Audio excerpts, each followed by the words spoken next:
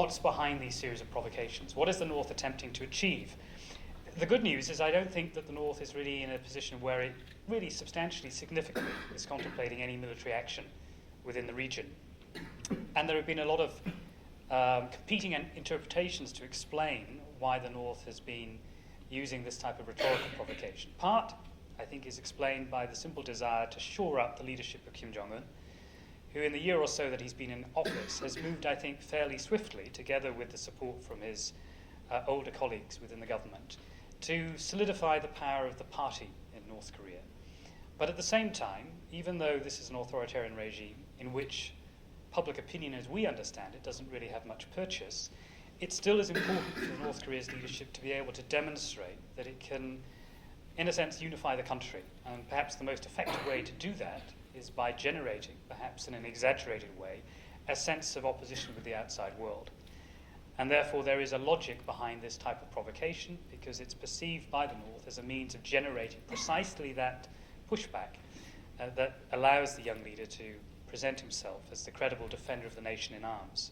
What the North wants more than anything is to persuade the Americans to sit down and talk to them, not just about the nuclear issue, but about a whole range of issues to deal with diplomatic recognition, the establishment of some framework for providing a route out of the conflict in the region, the establishment of a peace treaty, and maybe eventually the establishment of some form of peace regime that would involve closer contact and, in a sense, legitimate recognition of North Korea as an independent sovereign state. The urgency of the North Korean challenge, both in terms of the North's actual capabilities and the factor that perhaps stands best in terms of North Korea's, the factor that is most relevant from North Korea's point of view at the moment, the asset that is so often misunderstood, the time that they've, in a sense, given themselves to continue to develop their capabilities, is a powerful reason for why I think the Americans and their allies need to be more flexible and more imaginative in developing a response to this challenge. If you look at the history of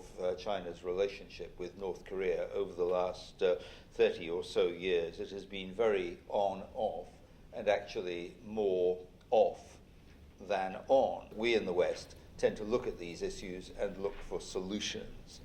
For China, what we think of a solution as a solution often is simply seen as an admission ticket to a new set of problems that could prove even more intractable than those that they think they're leaving behind. And I think nowhere is this more true than in relation to the North Korean, to the Korean peninsula and to North Korea. And it's not about large floods of refugees coming into China. At the end of the day, the Chinese state could cope with that. It's about wider strategic concerns, about a not necessarily friendly regime on their southern border. It's about also, and we shouldn't lose sight of this, the economic potential that the status quo offers China effectively to strip mine North Korea's mineral resources without having to worry about competition. The North Korean threats offered Japan the possibility to transform the software of its defense policy posture. In particular, I would mention here the 2006 empowerment of the Joint Staff Office with the ability to advise directly the Prime Minister in matters of defense and oversee multi-service operations.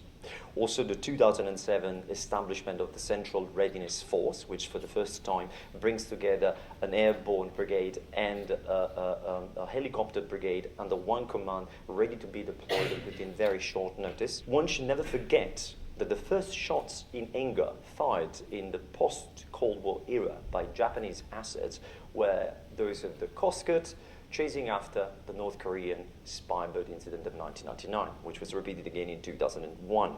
Now, these events put in motion a rethinking of some elements of internal legislations in Japan, which brought about a higher discretion for on-site commanders to decide how to best react to a particular set of circumstances in a case and use weapons if necessary. Most of the time, we're not given to choose when to reform and transform. All we can do is to manage how we respond to this call And I think that insofar as Japan is concerned, when we look at how the country is responding at the moment to North Korea and to the wider challenges in regional security, that is exactly what one should be looking at, how they manage their transformation, rather the fundamental essence of it. Thank you.